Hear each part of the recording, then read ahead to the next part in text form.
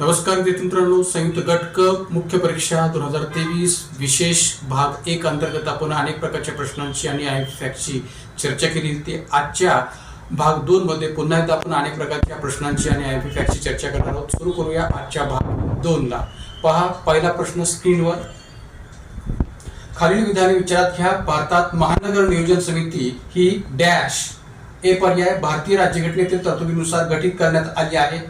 बी पर्याय महानगर क्षेत्रासाठी विकास आराखड्याचा मसुदा तयार करते। सी पर्याय महानगर क्षेत्रातील शासनाच्या प्रायोजित योजनांच्या अंमलबजावणीची संपूर्ण जबाबदारी पार पाडण्याची असते। वरील विधानांपैकी कोणते विधान किंवा विधाने बरोबर आहे किंवा आहेत? पर्याय ए आणि बी, दोन पर्याय, फक्त बी, पर्याय नंबर 3 ए आणि सी, पर्याय नंबर 4 ए बी आणि सी। आपल्याला विचारलंय की कोणती विधाने यात ए बी सी पैकी बरोबर आहेत। तर मित्रांनो, आता एक लक्षात घ्या की भारतात महानगर नियोजन समिती म्हणजे भारतीय राज्यघटनेमध्ये महानगर नियोजन समितीचा संदर्भ जो आहे तो कलम 243 झड ई अंतर्गत पाहायला मिळतो। कोणत्या? कलम 243 झड ई अंतर्गत। आणि कलम 243 झड ई हे आपल्याकडे 74व्या घटनावलीद्वारा निर्माण केले गेलेलं कलम आहे किंवा तरतूद आहे। ज्या मोठी महानगर आहेत त्या मोठ्या महानगरांच्या नियोजनात्मक विकासासाठी किंवा नियोजनबद्ध विकासासाठी आराखडा तयार करण्याच्या हेतूने महानगर नियोजन समितीची जी काही तरतूद आहे ती आपल्याकडे भारतीय राज्यघटनेमध्ये कलम 243 झड ई अंतर्गत 74व्या घटनावलीद्वारा केली गेलेली आहे, भाग 9 ए अंतर्गत। तर या अनुषंगाने असणारी ही तिन्ही विधाने आहेत। पहिलं विधान आहे की भारतीय राज्यघटनेच्या तरतुदीनुसार गठीत करण्यात आलेली आहे। तर ऑब्विसली कलम 243 झड ई नुसार ही गठीत करण्यात आलेली आहे असं म्हणाला जागा होती, त्यामुळे पहिलं विधान बरोबर आहे। महानगर क्षेत्रासाठी विकास आराखड्याचा मसुदा तयार करते। तर भारतात महानगर नियोजन समिती ही मोठ्या महानगरांच्या नियोजनबद्ध विकासाच्या दृष्टीने जी काही विकास आराखड्याचा मसुदा आहे ती तयार करते, हेही म्हणणं बरोबर आहे, त्यामुळे बी ही विधान बरोबर आहे। मात्र सी विधान हे चुकीचं आहे की महानगर क्षेत्रातील शासनाच्या प्रायोजित योजनांच्या अंमलबजावणीची जबाबदारी किंवा संपूर्ण जबाबदारी पार पाडण्याची असते। तर महानगर नियोजन समिती ही महानगरांच्या प्रायोजित योजनांच्या अंमलबजावणीच्या हेतूने काम करणारी एक प्रकारे समिती नाहीये, कारण की आपल्याकडे अंमलबजावणी करणारी यंत्रणा जर कोणती असेल तर ती आहे महानगरपालिका। त्यामुळे समितीच्या माध्यमातून अंमलबजावणीची संपूर्ण जबाबदारी पार पाडण्याची असते असं म्हणणं चुकीचं आहे। आणि म्हणून या ठिकाणी या प्रश्नाचं उत्तर आपल्याला सांगता येईल पर्याय क्रमांक 1 ए आणि बी हे दोनच विधाने बरोबर आहेत, म्हणून उत्तर आपल्याला सांगता येईल पर्याय क्रमांक 1 ए आणि बी। तर या अनुषंगाने काही आयएमपी फॅक्टवर आपण पुढे प्रकाश टाकूया। तर महानगर नियोजन समितीची तरतूद जसं मी मागाशी म्हटल्याप्रमाणे की 74व्या घटनावलीद्वारा कलम 243 झड ई अंतर्गत केलेली आहे आणि देशातील महानगरांचा नियोजनबद्ध विकास करण्यासाठी या समितीची तरतूद केली गेलेली आहे। या समितीची रचना, सभासद संख्या, कार्यकाल, निवड पद्धती, अधिकार व कार्य निश्चित करण्यासाठी काही कायदे करण्याचा अधिकार राज्य विधिमंडळास आहे। म्हणजे थोडक्यात काय, तर या समितीची जी काही स्ट्रक्चर असेल किंवा सभासद संख्या असेल, कार्यकाल असेल, निवड पद्धती असेल, अधिकार कार्य असतील, हे संबंध निश्चित करण्यासाठी कायदे करण्याचा अधिकार राज्य विधिमंडळास देण्यात आलेला आहे कलम 243 झड ई मध्ये तरतुदीनुसार। त्याचबरोबर अशा समितीच्या एकूण सदस्यांपैकी 2/3 सदस्य हे निर्वाचित असतील असंही या कलम 243 झड ई अंतर्गत आपल्याला तरतूद पाहायला मिळेल। एवढंच नव्हे तर या 2/3 सदस्यांची जी काही निवड आहे ती नगरपालिकांचे निर्वाचित सदस्य आणि पंचायतींचे अध्यक्ष संबंधित नगरपालिका पंचायतींच्या लोकसंख्येच्या प्रमाणात स्वतःमधून करतील अशी पण तरतूद या ठिकाणी केली आहे। त्यामुळे या ठिकाणी एक प्रकारे अशा समितीच्या एकूण सदस्यांपैकी 2/3 सदस्य हे निर्वाचित असतील आणि त्यांची निवड नगरपालिकांची निर्वाचित सदस्य आणि पंचायतींचे अध्यक्ष संबंधित नगरपालिका व पंचायतींच्या लोकसंख्येच्या प्रमाणात स्वतःमधून करतील, ही पण तरतूद आपण लक्षात ठेवण्याची गरज आहे आयएमपी फॅक्ट्स या अर्थाने। त्यामुळे या ठिकाणी या प्रश्न उत्तर आपल्याला सांगता येईल पर्याय क्रमांक 1। पहा प्रश्न दुसरा स्क्रीनवर। भारतात खालीलपैकी कोणत्या शहरात महानगरपालिका सर्वप्रथम स्थापन झाली? पर्याय 1 मद्रास, पर्याय 2 दिल्ली, पर्याय 3 कलकत्ता आणि पर्याय 4 मुंबई। या ठिकाणी आपल्याला याचं उत्तर सांगता येईल पर्याय क्रमांक 1 मद्रास महानगरपालिका। का तर मद्रास महानगरपालिका ही भारतामध्ये सर्वप्रथम स्थापन झाली ती इसवी सन 1687 साली। यामुळे या प्रश्नाचं उत्तर आपल्याला सांगता येईल पर्याय क्रमांक 1 मद्रास। या अनुषंगाने काही आयएमपी फॅक्ट्स या तक्त्याच्या माध्यमातून आपण लक्षात घेऊया। स्थानिक स्वराज्य संस्थांचं जे काही भारतातलं विकासविषयक विश्लेषण आहे त्या विकासविषयक विश्लेषणाचा आधार घेत असताना 1687 पासून 1907 पर्यंतच्या कालखंडाचा आपण थोडक्यात आढावा घेऊया आणि अनेक प्रकारच्या आयएमपी फॅक्ट्सवर प्रकाश टाकूया। तर पहिला कालखंड आहे 1687 ज्यावेळेस देशातील पहिली महानगरपालिका मद्रास महानगरपालिका ब्रिटिशांनी स्थापन केली होती। 1773 मध्ये 1773च्या नियामकीय कायद्यानुसार किंवा रेग्युलेटिंग ऍक्ट नुसार नागरी भागातील सार्वजनिक आरोग्य आणि साफसफाईचं कार्य जस्टिस ऑफ पीस कडे सोपवण्यात आलं. या जस्टिस ऑफ पीसच्या माध्यमातून या ठिकाणी सार्वजनिक आरोग्य आणि साफसफाईचं कार्य केलं जात होतं. 1793च्या चार्टर्स ऍक्ट नुसार मुंबई, मद्रास आणि कलकत्ता या प्रेसिडेन्सी शहरांसाठी नगरपालिका स्थापन करण्यात आल्या. 1850च्या नगरपालिका कायद्यानुसार अनेक प्रांतात नगरपालिका स्थापन झाल्या. तसंच 1865च्या कालखंडात जो काही 1850चा कायदा केलेला होता नगरपालिका कायदा, तर त्या नगरपालिका कायद्यात काही सुधारणा करण्यात आल्या आणि सुधारणा करण्यासाठी शहर सुधारणा कायदा 1865 करण्यात आला किंवा तो संमत करण्यात आला, टाउन इम्प्रुव्हमेंट ऍक्ट 1865. 1870 मध्ये लॉर्ड मेयोने भारतातील 15 संस्थांच्या शासनातून जो काही व्यक्ती विकेंद्रीकरणाचा ठराव आहे तो ठराव संमत केला होता. 1873 मध्ये ब्रिटिशांनी एक नवीन कायदा पास केला आणि या नवीन कायद्याच्या पास करण्याच्या माध्यमातून नागरी स्थानिक स्वराज्य संस्थांना वैधानिक दर्जा दिला गेलेला होता. 1882 मध्ये पुन्हा 15 संस्थांशी संबंधित लॉर्ड रिपनचा लोकशाही विकेंद्रीकरणाचा ठराव किंवा स्थानिक स्वराज्य संस्था संबंधित लोकशाही विकेंद्रीकरणाचा ठराव हा जो काय तो महत्वपूर्ण ठरतो. त्यामुळे 1870चा लॉर्ड मेयोचा ठराव आणि 1882चा लॉर्ड रिपनचा ठराव या दोन्ही अनुषंगाने आयोगाने बहुतांश वेळा प्रश्न विचारले, त्यामुळे आपण या बाबी लक्षात ठेवल्या पाहिजेत. आणि 1907चा रॉयल विकेंद्रीकरण आयोग जो हॉबहाऊस यांच्या अध्यक्षतेखाली स्थापन झाला होता, तर याही रॉयल विकेंद्रीकरण आयोग आणि हॉबहाऊस यांच्या बाबतची हे आयपी फॅक्ट्स आपण चांगल्या पद्धतीने लक्षात ठेवावेत 1907च्या कालखंडाच्या अनुषंगाने. तर एकंदरीत या प्रश्नाचं उत्तर आपल्याला सांगता येईल पर्याय क्रमांक 1 मद्रास महानगरपालिका. पहा प्रश्न क्रमांक 3 स्क्रीनवर. राज्य स्तरावर राज्य सरकारने राज्य निर्वाचन आयोगाची निर्मिती भारतीय संविधानाच्या कोणत्या कलमानुसार केलेली आहे? पर्याय क्रमांक 1 कलम 242 के, पर्याय क्रमांक 2 कलम 344 के, पर्याय क्रमांक 3 कलम 243 के आणि पर्याय क्रमांक 4 कलम 324. आता मित्रांनो या ठिकाणी येतं आपला राज्य निर्वाचन आयोग किंवा राज्य निवडणूक आयोगाच्या तरतुदीविषयी विचारलेलं आहे. कोणत्या कलमानुसार घटनेमध्ये याबाबतची निर्मिती करण्यात आलेली आहे याविषयी विचारलेलं आहे. कारण की पर्याय क्रमांक 4 हा कलम 324 जो आहे तो भारत निर्वाचन आयोगाशी संबंधित आहे. मात्र प्रश्नामध्ये आपला राज्य निवडणूक आयोगाच्या निर्मितीविषयी विचारलेलं असल्यामुळे उत्तर आपल्याला सांगता येईल पर्याय क्रमांक 3 कलम 243 के. तर त्यामुळे या प्रश्नाचं उत्तर आहे कलम 243 के.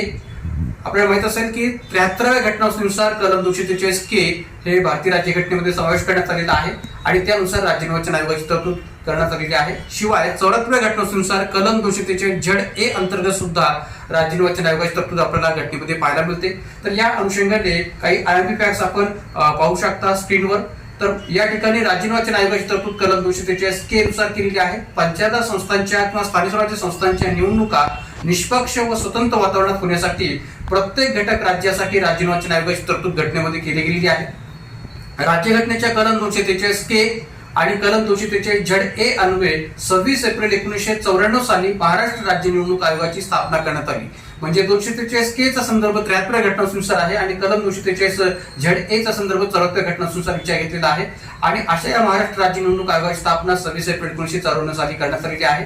राज्यपालाकडून या राज्य निर्वाचन आयोगाच्या राज्य निर्वाचन आयुक्तांची नियुक्ती केली जाते.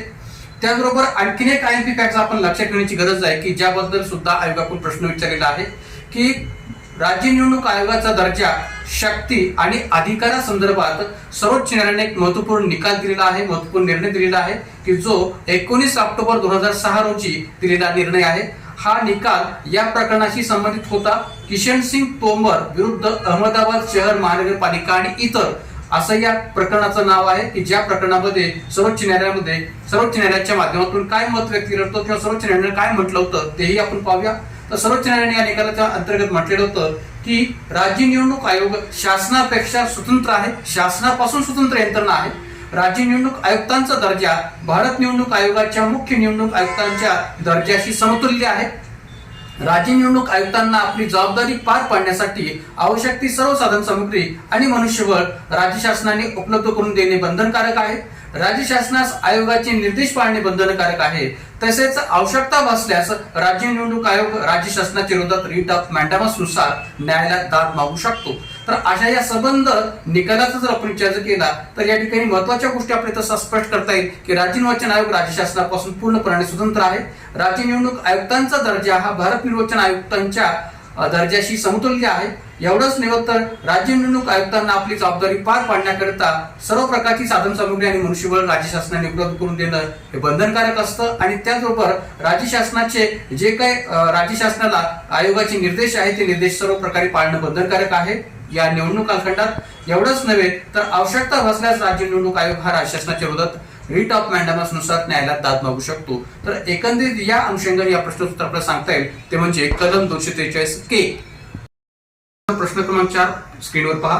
राज्य विधिमंडळाच्या विशेषाधिकाराबाबत खालीलपैकी कोणते विधान चुकीचे आहे? पर्याय क्रमांक 1, राज्य विधिमंडळाच्या सभागृहाच्या कामकाजात सहभागी होणाऱ्या आणि भाषण करणाऱ्या व्यक्तींनाही राज्यघटनेने राज्य विधिमंडळाचे विशेषाधिकार दिले आहेत। राज्यपाल हा देखील राज्य विधिमंडळाचा एकात्मिक भाग असलेले राज्यघटनेने त्यांनाही राज्य विधिमंडळाचे विशेषाधिकार दिले आहेत। पर्याय क्रमांक 3, सभागृहाच्या प्रमुखाच्या अनुमतीशिवाय गृहाच्या आवारात कोणत्याही व्यक्तीला अटक करता येत नाही आणि पर्याय क्रमांक 4, वरीलपैकी एकही नाही। आपल्याला या प्रश्नामध्ये विचारलेलं आहे कोणतं विधान चुकीचे आहे? तर पहिलं विधान हे बरोबर आहे की राज्य विधिमंडळाच्या सभागृहाच्या कामकाजात सहभागी होणाऱ्या आणि भाषण करणाऱ्या व्यक्तींनाही राज्यघटनेने राज्य विधिमंडळाचे विशेषाधिकार दिलेले आहेत हे म्हणणं पूर्णतः बरोबर आहे की भारतीय राज्यघटनेच्या कलम 194 मधील तरतुदीचा विचार करता राज्य विधिमंडळाच्या सभागृहाच्या जे काही सदस्य आहेत त्या सदस्यांना अशा प्रकारचे विशेषाधिकार दिलेले आहेत हे म्हणणं बरोबर आहे। संसदेच्या स्तरावर कलम 105 नुसार संसद सदस्यांना असे विशेषाधिकार दिलेले असतात तर घटकराज्य स्तरावर कलम 194 नुसार असे विशेषाधिकार राज्य विधिमंडळ सदस्यांना दिलेले आहेत।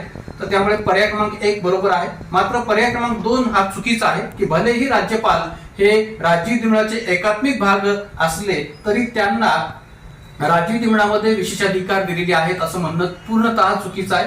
कलम 168 नुसार राज्यपाल हे राज्य विधिमंडळाचे एकात्मिक भाग आहेत पण जरी ते असले तरी सुद्धा त्यांना राज्य विधिमंडळामध्ये विशेषाधिकार आहेत असं म्हणणं चुकीचं आहे। पर्याय क्रमांक 3 बरोबर आहे। सभागृहाच्या प्रमुखाच्या अनुमतीशिवाय गृहाच्या आवारात कोणत्याही व्यक्तीला अटक करता येत नाही कारण की राज्य विधिमंडळाच्या सदस्याला अधिवेशन कालावधीमध्ये अशा प्रकारची या ठिकाणी अटक करता येत नाही सभागृहाच्या अध्यक्षांच्या किंवा सभागृहाच्या प्रमुखाच्या अनुमतीशिवाय आणि त्यामुळे पर्याय क्रमांक 3 सुद्धा बरोबर आहे। मग या ठिकाणी उत्तर आपल्याला सांगता येईल पर्याय क्रमांक 2 की जे या ठिकाणी चुकीचं विधान आहे म्हणून या ठिकाणी या प्रश्न उत्तर आहे पर्याय क्रमांक 2। या अनुषंगाने काही आयएमपी फॅक्ट्स आपण लक्षात घेऊया। तर संसद आणि राज्य विधिमंडळ सदस्य यांना कोणत्या प्रकारचे विशेषाधिकार असतात याची विभागणी या तथ्यामध्ये व्यक्तिगत आणि सामूहिक या रचनातून आपण पाहूया।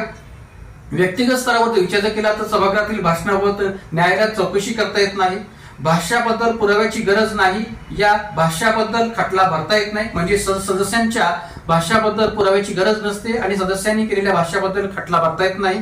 अधिवेशन काळात सदस्यांना अटक करता येत नाही मात्र फौजदारी प्रकरणात अटक करता येते पण त्याकरता सभागृहाच्या प्रमुखांची किंवा अध्यक्षांची परवानगी घ्यावी लागते। अधिवेशन काळात न्यायालयात साक्षीदार म्हणून हजर राहण्याची सक्ती सदस्यांना करता येत नाही। नियमांच्या चौकटीत राहून भाषण करणे सभागृहाचा अवमान होणार नाही याची काळजी घेणे सदस्यांना या ठिकाणी घ्यावी लागते। सामूहिक विशेषाधिकारांचा विचार केला तर सभागृह कामकाजाचा तपशील प्रसिद्ध करणे हा त्यांचा सामूहिक विशेषाधिकार आहे। सभागृह कामकाजाचे नियमन करणे, सभागृह कार्यवर्त प्रसिद्ध करणे, अपवाद गुप्त बैठक कार्यवर्त सोडता किंवा ते वगळता, सदस्याने विशेषाधिकारांचा भंग केला अथवा सभागृहाचा अवमान केला तर शिक्षा करण्याचा अधिकार सभागृहाला असतो आणि विनापरवाना घुसलेल्या म्हणजे सभागृहात विनापरवाना घुसलेल्या व्यक्तींना बाहेर काढणे हाही सदस्यांना सामूहिक पातळीवरचा असणारा विशेषाधिकार असतो। याशिवाय आणखीन काही या प्रश्नाच्या अनुषंगाने आयएमपी फॅक्ट्स लक्षात घ्या। जसं मी मगाशी म्हटलं होतं की राज्यपाल हा राज्य विधिमंडळाचा एकात्मिक भाग आहे। राज्य विधिमंडळाची जी रचना आहे कलम 168 नुसार यानुसार राज्यपाल, विधानसभा आणि विधान परिषद या सर्वांना मिळून राज्य विधिमंडळ तयार होतं। आणि आणखीन एक महत्त्वाची गोष्ट म्हणजे कलम 165 नुसार महाधिवक्त्याची तरतूद घटनेमध्ये केलेली आहे आणि कलम 177 नुसार महाधिवक्त्यासाठी सुद्धा काही विशेषाधिकार सभागृहाच्या अनुषंगाने दिलेले असतात की ज्यामध्ये महाधिवक्त्यास राज्याच्या विधानसभा, विधान परिषद या दोन्ही सभागृहात भाषण करण्याचा आणि सभागृहांच्या कामकाजात भाग घेण्याचा अधिकार आहे।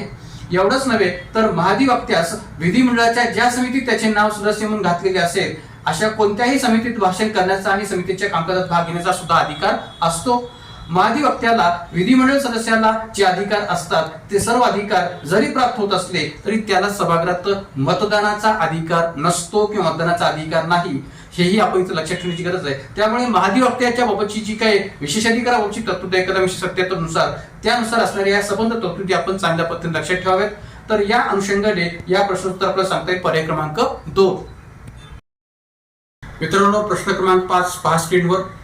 विधान ए, मुख्यमंत्री राज्य सरकारच्या मंत्र्याला पदावरून दूर करू शकतो. विधान आर, मुख्यमंत्री राज्य मंत्रिमंडळाचा प्रमुख असतो. पर्याय 1, दोन्ही ए आणि आर विधाने बरोबर आहेत आणि आर हे ए चे योग्य स्पष्टीकरण आहे. दोन्ही ए आणि आर विधाने बरोबर आहेत, परंतु आर हे ए चे योग्य स्पष्टीकरण नाही. विधान ए बरोबर परंतु आर चुकीचे. विधान ए चुकीचे परंतु आर बरोबर.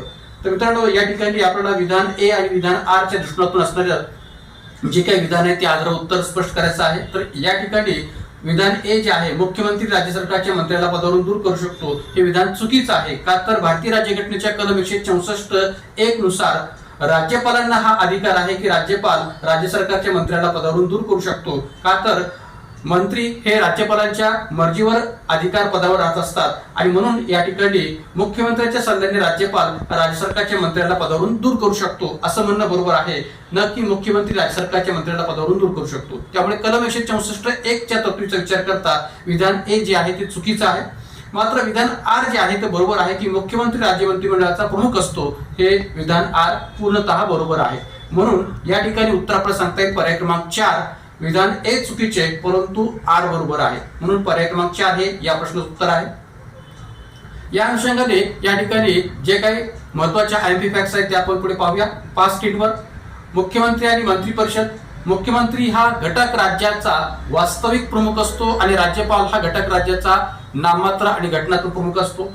या पातळीवर जर आपण विचार केला तर या ठिकाणी मुख्यमंत्री आणि मंत्रिपरिषदेची जी काही निवड आहे ती निवड बहुमत प्राप्त पक्षाच्या माध्यमातून विचारात घेतली जाते. निवडणुकीनंतर ज्या राजकीय पक्षाला अधिकाधिक बहुमत प्राप्त होईल त्या बहुमत प्राप्त पक्षाला सरकार स्थापन करण्याची संधी राज्यपालांकडून दिली जाते. जर का आघाडीचं सरकार असेल तर आघाडीच्या संसदीय किंवा विधिमंडळ बोर्डाद्वारे या ठिकाणी या मुख्यमंत्र्याची जी काही निवड आहे ती केली जात असते.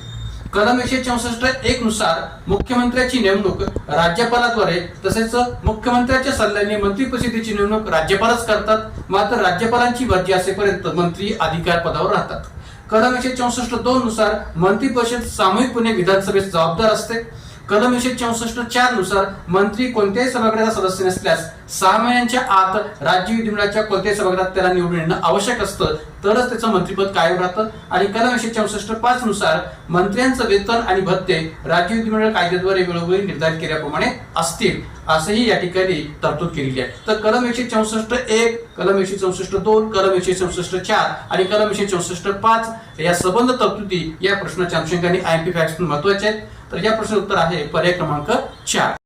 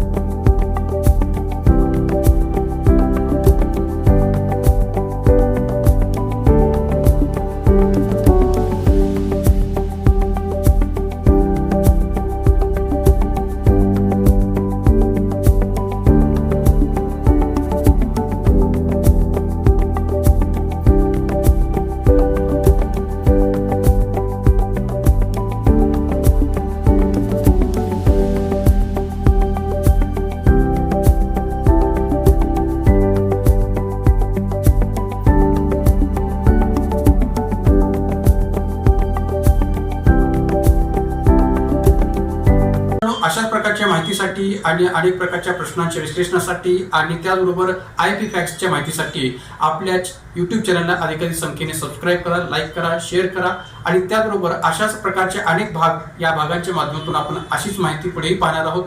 आज आपण या व्हिडिओमध्ये थांबूयात. धन्यवाद.